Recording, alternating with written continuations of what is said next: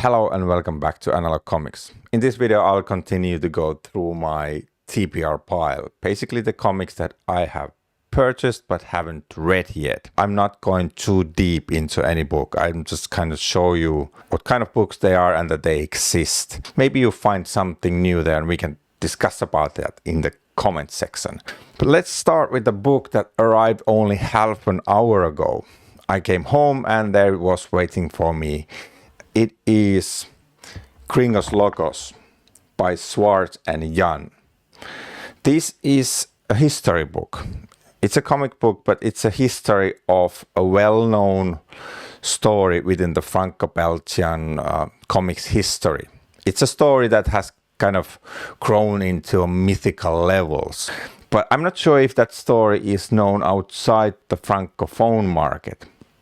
I think this is a French language comic and I don't think this is available in other languages. It's done by creators Schwartz and Jan, and basically it tells the story of these three comics creators, Gisèle, Maury and André Francois. Gisèle was the creator of Cherry Spring. It's one of the first European Western comics, like important ones. So he's like kind of a godfather of that genre. Maury, well, Lucky Luke, and André Francois. He is the creator of Gaston, Marsupilami, and he also made Spirou the big success it is today. This tells the story of their trip. I'll show you what kind of art is inside. Well, it's basically the same as on the cover, but there's a great opening page. As you can see, the smoke looks like Mickey Mouse. A lot of these creators were influenced and inspired by the US comics, so that's not coincidence. If you know Jan's art, then this is kind of guaranteed stuff. Looks exactly what it should be. Okay, here in the back is some kind of, this is actually glued to the comic. Some kind of history. I don't know what it says. It's there in French. I have to read this with Google Lens. Oh, and there's also interview by the creators. This is also one of those stories that I may do a video about later. I actually know the story. I just wanted to have the comic when I saw it because I like art in it. Yeah, that's the first one. The next two comics are also from the Franco-Belgian comics. Sillage, 2 volumes, and these are in German. Volume 21, Unter Schleusern. I actually already sent message to Earl Grey. I had to ask what does this mean because Google Lens didn't know. It just went crazy. And apparently it means human traffickers. And it makes sense when you look at the cover. And the next one is Der Transfer. This is volume 22. Or as they say in Germany, Der Transfer. And I'll show you graphics. I love this series. One of my favorites is actually one of the first videos on my channel is about Sillage. It's called Wake in English, and that word is also in the name of the video. Only 7 albums came out in English, and the Finnish versions went a little bit further. It went to volume 10, and after that I have been collecting the rest in Danish, German and French, whatever I can get my hands to. It's a great series. Every volume is kind of a different adventure, but there's still an epic story going behind, like real space operas. As you can see, the settings changed buy every book. This is a smart way they built this, so they can kind of change everything. The theme, location, everything for every album. I won't go any deeper into how and why that works. If you want to know, check out the video about Wake/Sillage. Great stuff. The next book is such that when I opened the box and I looked at it, I did laugh out loud. It's because it's such a small book. It's a tankabon size and it's in hardcover. Very unnecessary. I totally disagree with the size of this because this is a prequel to Tsutomu Nihei's Plum, or as it's written, Blame. This is the main series, and they have published this in this master edition. Bigger size in English, which is perfect for the art. And I know that the German version of this noise is the same size as this. It's in the master edition size. So it's just okay. But it just happens to be that this Plum is one of my all-time... It's like my top 3 comics still. It might be permanently there. It hit me really hard. And Noise is the prequel to that. I've had this comic in digital for years, but it's so hard for me to go and read it in digital. So even though this is a ridiculously small book, yeah, I would take this any day over any digital format, no matter how big screen. I'll show you the graphics.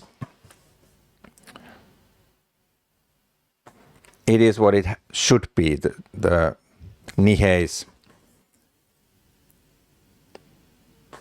art.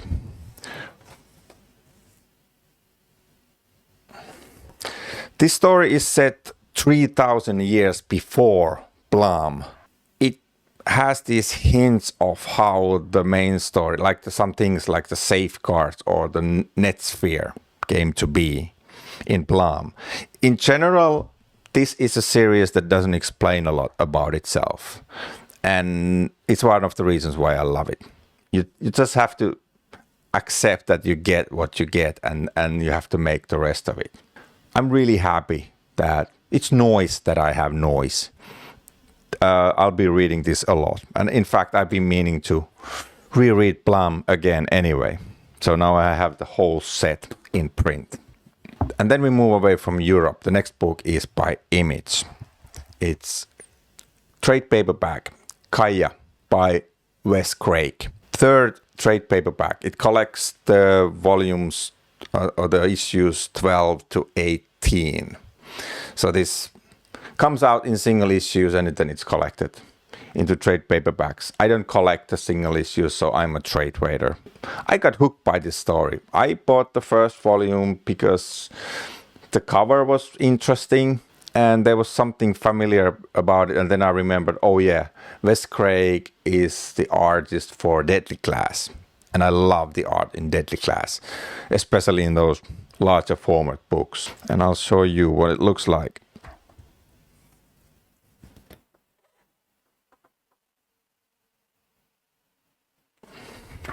This is a fantasy story. It's a story of these two characters, a boy and a girl on the cover. And basically they just have to get to a certain place while they are hunted. It's a old school thing, but I like the way this is written. This is not something that reinvents the genre, but it's enjoyable. I just enjoy the story a lot. It's something that I just want to get more of these stories. It's like a good TV series that you just want to see it further and further where it goes. And I like the chemistry between these two main characters. The girl especially, she's an enigma. She has this weapon hand that is also a question mark what it is. And she's a bit like Hellboy. She gets angry very easily and then hits everybody.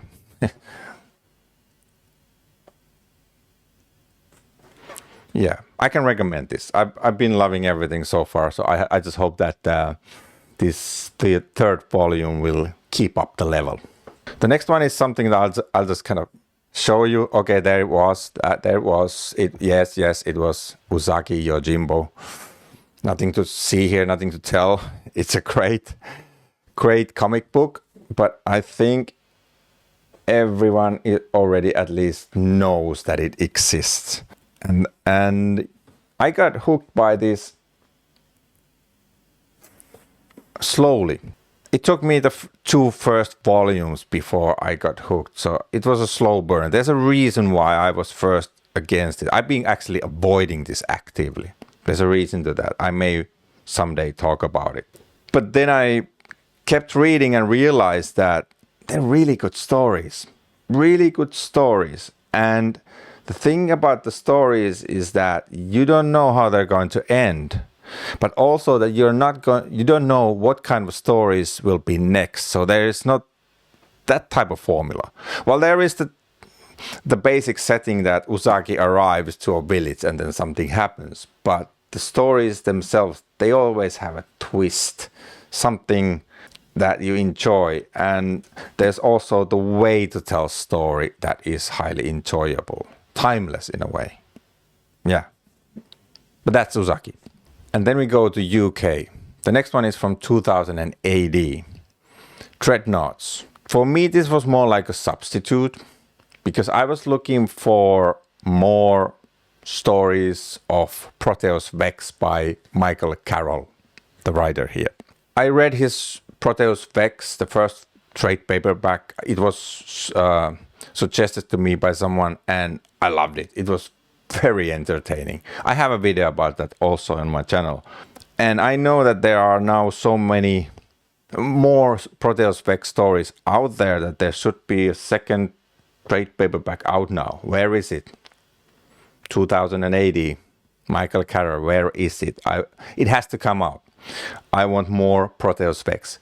But in the meantime, I found that he's done this Dreadnoughts.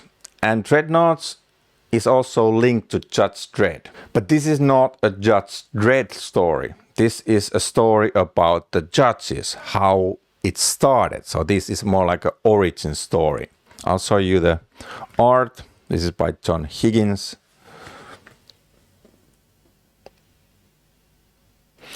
So now we are time-wise like earlier than Dredd. How this judge system came to be. And I saw that there's already a second volume of this coming out. But still, please, Proteus Vex, more of that. Bring it out.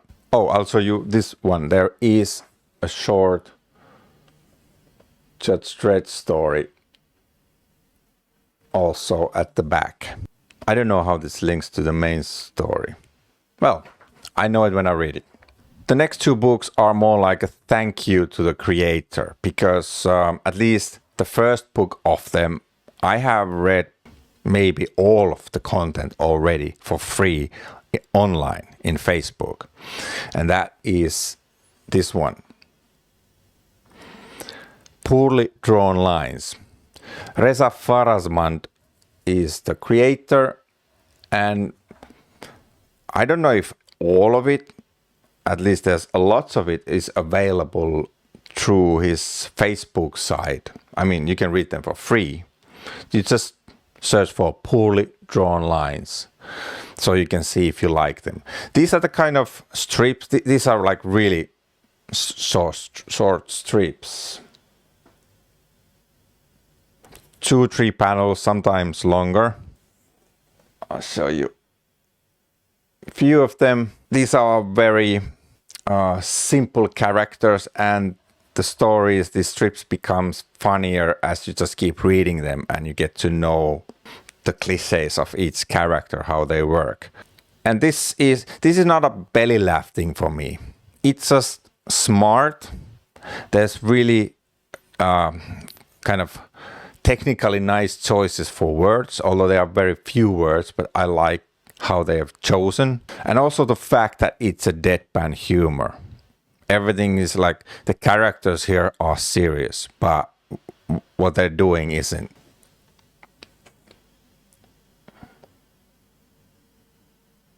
And I thought that having this collection is one of the best ways to say thank you for the creator and to give support, because sometimes when it's a boring day at work or just a rainy day or something, I just look at some of these comics and they just give that good feeling.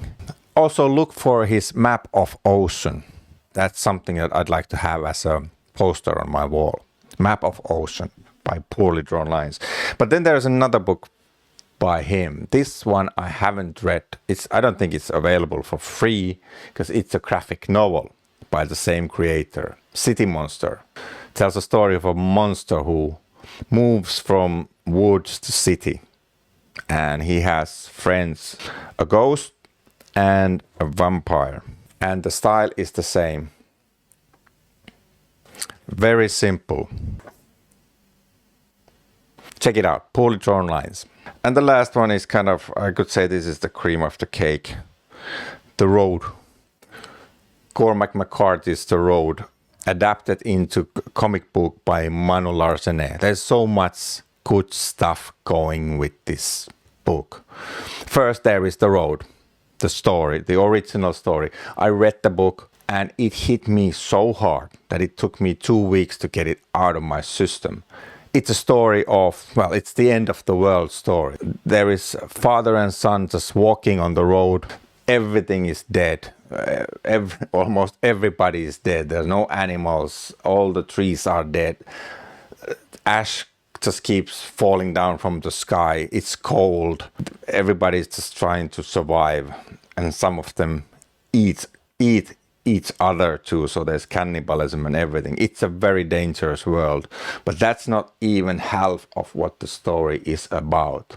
And then there is the movie The Road. That was pretty close to the story of the book, but it catches only, I think, the visual side of it. The book has so much more in it, although the book is one of the simplest type of writing I've seen. And it's a thin book, but it hits like a ton of bricks. Manu Larsenet, I know that he tried to do this book actively avoiding it to be a version of the movie. So he was aiming for the book, the original book, and that is so great. I'll show you the graphics. I will not look too much of it because I haven't read this yet. The thing I have to say about Manu Larsenet, here he gets to use his very raw, more realistic style.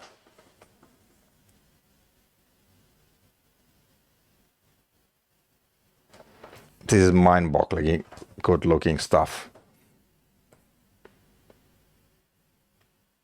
I'm hoping that this will be a Trojan horse for Manu Larsenet. He is a great European comics creator. Some of the works that should have been translated to English hasn't been. He has another book series called Blast. It's like 4 volumes, 4 about this thick. That hasn't been translated yet. I hope that this book will sell so much that someone's light bulb will go on and say, oh, maybe we should do more.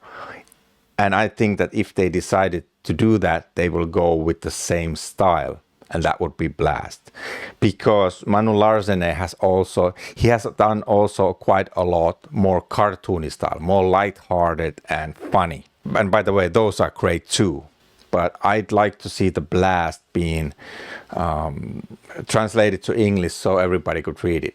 I have it in Finnish, so I'm okay. But I'm just thinking everybody else should read it too.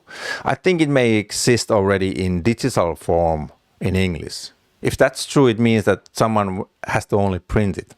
It's already translated. I heavily recommend reading the book also. Maybe it hit me so hard because when I read it, my son was about the age of the boy in this book. I won't talk about it more, at least not about this until I've read it, but I may come back to that. And let's not drag this any longer. There's still quite a many books in my TBR pile and I keep grinding through them as long as they last. I'll see you in the next one. Bye.